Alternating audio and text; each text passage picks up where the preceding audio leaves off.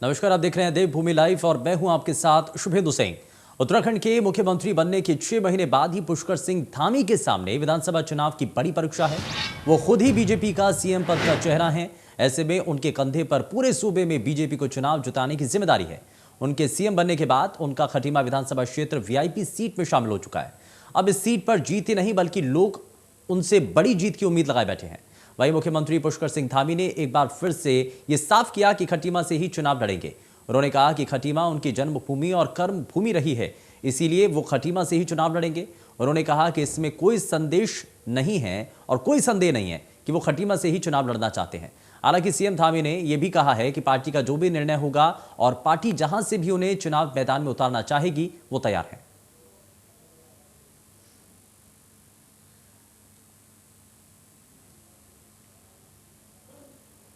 इसमें कोई संदेह नहीं है। मैं चूंकि मेरी जन्मभूमि, मेरी कर्मभूमि और वहाँ की जनता ने मुझे लगातार सेवा का अवसर प्रदान किया है, इसमें कोई संदेह नहीं है। बाकी पार्टी का आदेश अंतिम है। उत्तरकाशी जनपद में दूरस्थ क्षेत्र जहां चुनाव के समय बर्फबारी होने की संभावनाएं बनी रहती हैं, ऐसे में प्रशासन के सामने वहां मतदान करवाना किसी चुनौती से कम नहीं है।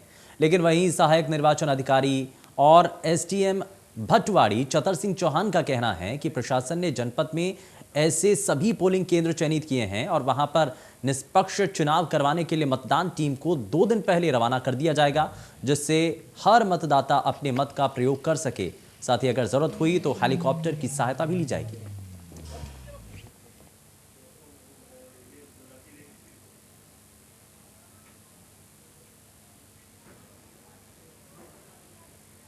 देखिए, गंगोत्री विधानसभा अंतर्गत ऐसे 28 पोलिंग बूथ है और उसके लिए खासतौर पे जो रोड कनेक्टिविटी है उसके लिए बीआरओ के लिए और जो पीडब्ल्यूडी है, जो संबंधित विभाग है, उनके लिए निर्देश दिए जा चुके हैं। और पोलिंग पार्टीज़ के लिए भी जिसमें एडिशनल हम लोग ईवीएम भी देंगे और उनको विपरीत परिस्थितियों में भी पोलिंग स्टेशन तक समय से हम लोग पहुँचाएँगे। उनको 2 दिन पहले हम लोग यहाँ से मूवमेंट कराएँगे और सारी व्यवस्थाएँ उनके लिए हम लोग। और उत्तराखंड के पूर्व मुख्यमंत्री विजय बहुगुणा ने बीजेपी में किसी भी तरह से असंतोष को खारिज कर दिया है। उन्होंने कहा कि बीजेपी की कोर कमेटी की बैठक में प्रत्याशियों के नाम को लेकर मंथन किया जा रहा है। पार्टी उन प्रत्याशियों को वरीयता देगी जो चुनाव में जीत हासिल करेंगे। विजय बहुगुणा ने कहा कि पार्टी में सभी लोग निष्पक्ष होकर प्रत्याशियों को लेकर मंथन कर रहे हैं। 2022 के चुनाव में एक बार फिर से उत्तराखंड में बीजेपी की सरकार बनेगी और हम चाहते हैं कि बीजेपी की सरकार बनाकर पीएम मोदी को ये विजय दें। विजय बहुगुणा ने कहा कि हम लोग चुनाव को गंभीरता से लेकर लड़ते हैं और बीजेपी में जो भी निर्णय होते हैं वो सामूहिक और सर्वसम्मति से होते हैं। हम लोग चुनाव को सीरियसली लड़ते हैं और परिणाम जनता निर्णय देती है, लेकिन हमें विश्वास है कि जनता का आशीर्वाद पार्टी को मिलेगा और जो हमारा लक्ष्य है साथ हम प्राप्त करेंगे। उनके ऊपर मैं कोई चर्चा नहीं करूंगा। वो जहां से लड़ेंगे जीतेंगे। मसूरी में पूर्व कांग्रेस के मसूरी शहर अध्यक्ष सतीश ढोंडियाल, पूर्व महिला मोर्चा की मसूरी अध्यक्ष गीता कुमाई और सभासद जसोदा शर्मा के साथ सैकड़ों लोगों ने बीजेपी की सदस्यता ली। वहीं बीजेपी के अल्पसंख्यक मोर्चा के अध्यक्ष शाहिद मंसूर के नेतृत्व में कई दर्जन मुस्लिम समुदाय के लोगों ने भी बीजेपी की सदस्यता ग्रहण की। इस मौके पर कैबिनेट मंत्री गणेश जोशी, जिलाध्यक्ष शमशेर सिंह पुंडीर, जिला पंचायत उपाध्यक्ष वीर सिंह चौहान के नेतृत्व में सभी लोगों को फूलमाला पहनाकर बीजेपी की सदस्यता दिलाई गई। सतीश ढोंडियाल, गीता कुमाई और यशोदा शर्मा के साथ अन्य लोगों ने कहा कि वो बीजेपी की रीति नीति से बहुत ज्यादा प्रभावित हैं। उन्होंने कहा कि कैबिनेट मंत्री गणेश जोशी के द्वारा कोरोना काल में किए गए काम के साथ सामाजिक काम को लेकर के कार्यों को लेकर प्रभावित हैं। उन्होंने कहा कि कोरोना काल में जहां सभी लोग अपने घरों में कैद थे, वहीं कैबिनेट मंत्री गणेश जोशी और बीजेपी के कार्यकर्ताओं ने पीड़ित लोगों के साथ वो रहे, उनको हर संभव मदद देने का काम किया।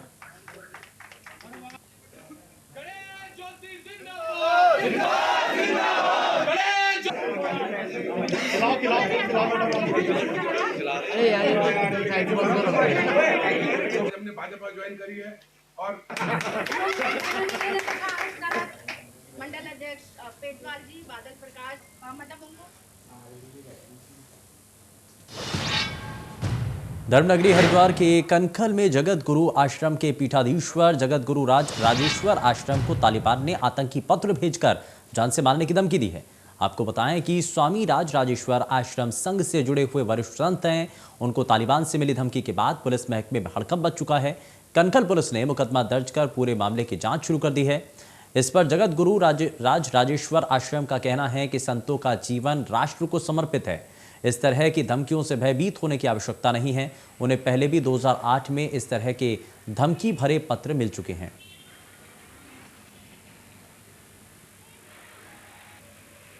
मेरा तो कहना है कि हिंदुत्व इस राष्ट्र की आवश्यकता है और इसलिए हिंदुत्व के प्रश्न पर अब जब हमने भगवा कपड़ा पहन ही लिया है, बलिदान का प्रतीक है, अगर बलिदान हो जाता है तो कोई बात नहीं। और उसमें उन्होंने ये कहा है कि जितने भी ये हिंदू धर्म के नेता हैं जो हुए हैं, इन्हें हम अपने पैर की जूती समझते हैं और हमारे जो आदर्श हैं वो इस्लाम के जो मान्यता हैं वही हमारी कट्टर आस्थाएं हैं। हम तालिबानी हैं, हम कुछ भी कर सकते हैं। काशीपुर पुलिस और एसओजी टीम ने एक संयुक्त कार्रवाई के दौरान 4 अवैध तमंचे और जिंदा कारतूस के साथ 3 आरोपियों को गिरफ्तार करने में बड़ी सफलता हासिल की है। आज मामले का खुलासा करते हुए अपर पुलिस अधीक्षक काशीपुर चंद्र मोहन ने बताया कि 2 अलग अलग चेकिंग कार्रवाई के दौरान थाना मुंडा पांडे जिला मुरादाबाद का सचिन और थाना डिलारी जिला मुरादाबाद के विशाल कुमार समेत काशीपुर कुंडेश्वरी निवासी विकास नाम के आरोपियों को 4 अवैध असलाह के साथ गिरफ्तार किया। एसपी ने यह भी बताया कि इनका आपराधिक इतिहास खंगाला जा रहा है और दूसरे जनपदों से भी इनका रिकॉर्ड को लेकर पूछताछ की जा रही है।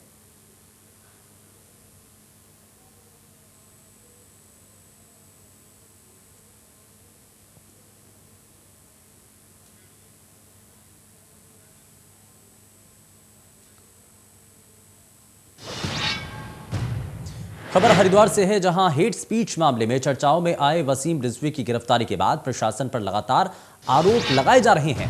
बताया जा रहा था कि प्रशासन ने षड्यंत्र के तहत उनकी गिरफ्तारी की है।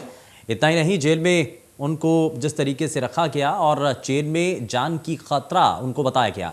वह इस मामले में जेल अधीक्षक मनोज कुमार आर्य ने बताया कि जिस तरह की सुविधाएं आम कैदियों को दी जाती हैं, वैसे ही जेल में उन्हें वो सुविधाएं उपलब्ध कराई जा रही हैं। साथ ही बताया वसीम रिजवी को बाहर वाई श्रेणी की सुरक्षा मिली है और हमारी जानकारी में यह भी आया है कि उनको कई धमकियां मिली हैं। इसको देखते हुए वसीम रिजवी की सुरक्षा का कारागार में पूरा ध्यान इस दौरान रखा जाएगा और पूरी सुरक्षा व्यवस्थाएं बंदोबस्त की जाएंगी।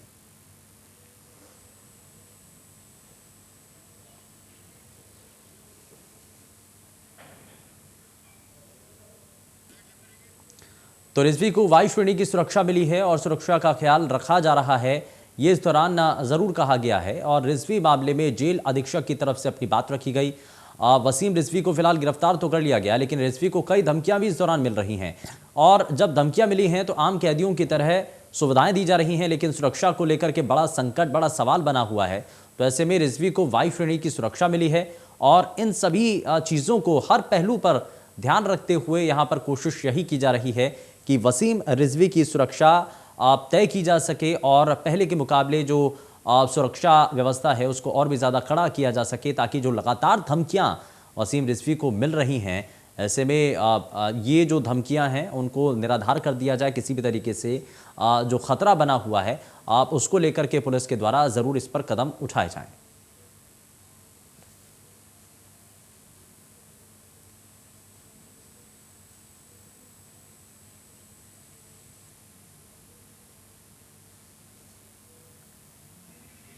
वसीम रिजवी उर्फ जितेंद्र नारायण त्यागी जो है कल इस कारागार में निरुद्ध हुए हैं और एक बंदी को जो भी सुविधाएं अनुमन्य होती हैं एज पर जेल मैनुअल, उनको वो सुविधाएं उपलब्ध कराई जा रही हैं। और चूँकि उनको बाहर वाई श्रेणी की सुरक्षा मिली हुई है और जैसा कि हमारी जानकारी में भी आया है कि उनको कई थ्रेट मिली हुई है, तो उसके मद्देनजर उनकी सुरक्षा व्यवस्था का पूरा ध्यान जो है इस कारागार में रखा जा रहा है।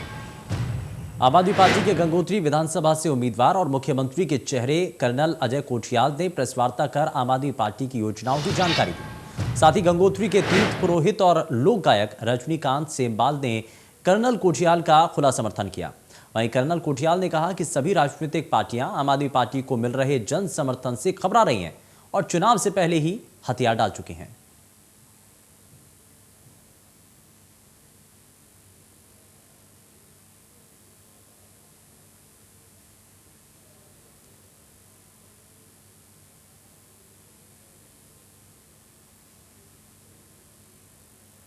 बीजेपी पावर में है, कांग्रेस विपक्ष में है। पावर वाले को काम करना चाहिए, विपक्ष वाले को चेक करना चाहिए कि पावर वाला ठीक से काम कर रहा है कि नहीं कर रहा है। आज क्या हो रहा है, दोनों की दोनों पार्टी अजय कोठियाल को, आम आदमी पार्टी को टारगेट कर रहे हैं। खतरा क्या है ये तो इन्होंने अपने आप ही दिखा दिया है। 21 साल पहले उत्तराखंड बना, आज ना यहाँ पे स्वास्थ्य की सुविधा है, ना यहाँ पे शिक्षा है, ना रोजगार है। भ्रष्टाचार बढ़ते जा रहा है, सड़कें हमारी टूटी हुई हैं। यहाँ पे कोई ऐसी चीज़ नहीं है जो एक आदर्श उत्तराखंड की कल्पना करते हुए जो हम उम्मीद करते थे।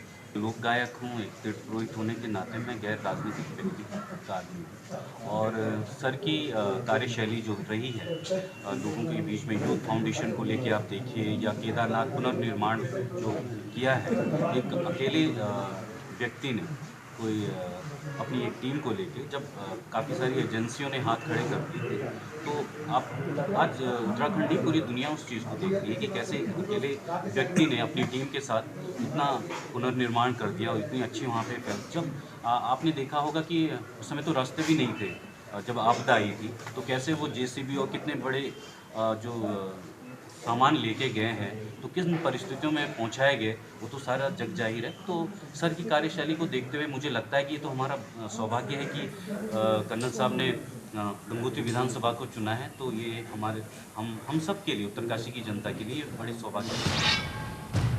वहीं उत्तराखंड में कोरोना केस लगातार बढ़ रहे हैं, जिससे हेमवती नंदन बहुगुणा गढ़वाल केंद्रीय विश्वविद्यालय के छात्र छात्राएं काफी खौफजदा हैं। यही वजह है कि अब छात्र विवि प्रशासन से परीक्षाएं स्थगित कराने की मांग कर रहे हैं। इसी कड़ी में आज कई छात्र विवि के परीक्षा नियंत्रक के कार्यालय पहुंचे और जमकर हंगामा किया। उन्होंने परीक्षाओं को स्थगित करने की मांग उठाई, लेकिन वार्ता के दौरान भी छात्र परीक्षा निरस्त करने की मांग पर अड़े रहे।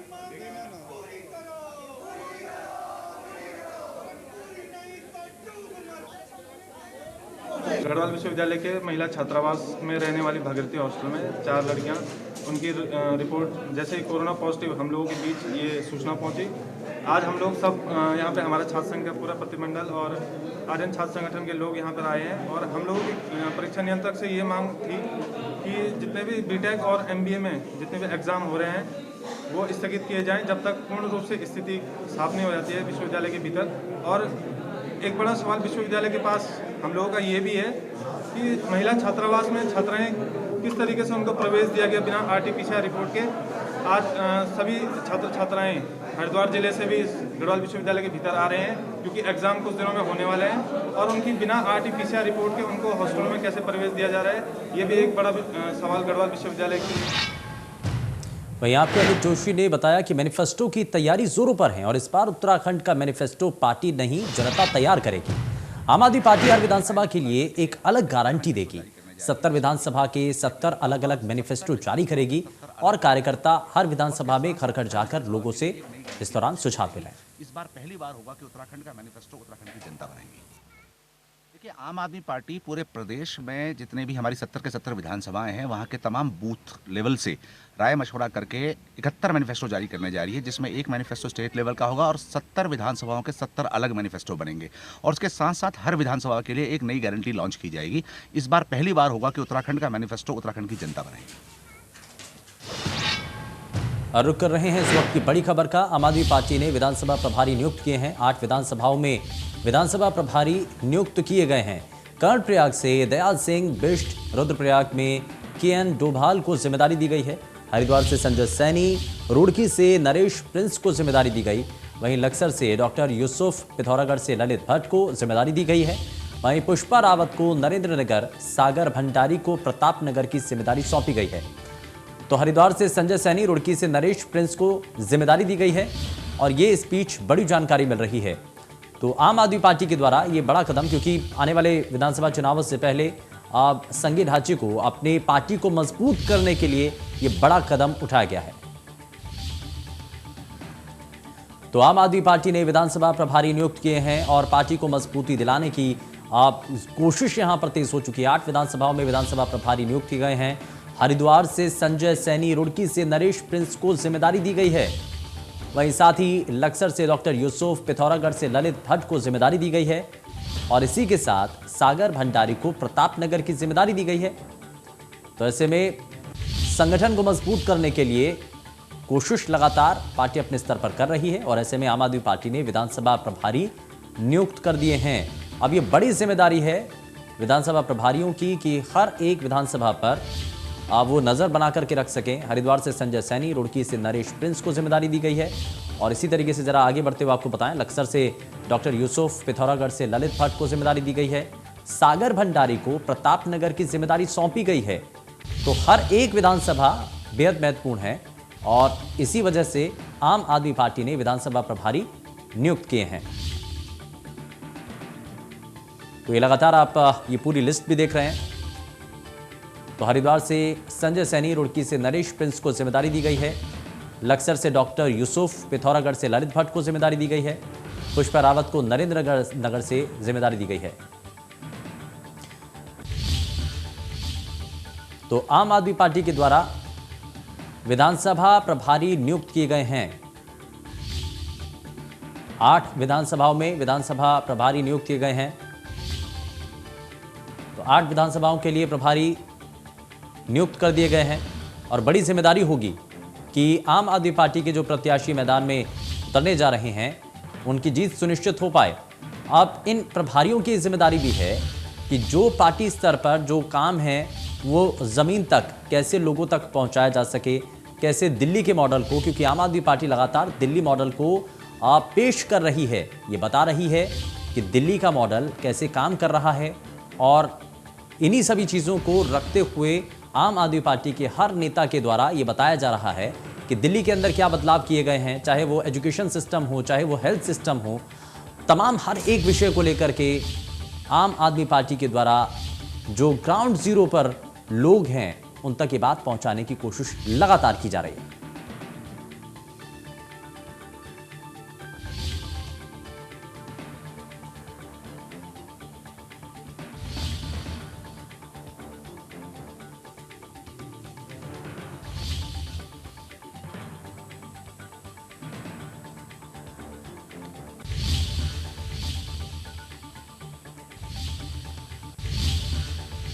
देवभूमि लाइव में फिलहाल के लिए बस उतना ही। नमस्कार।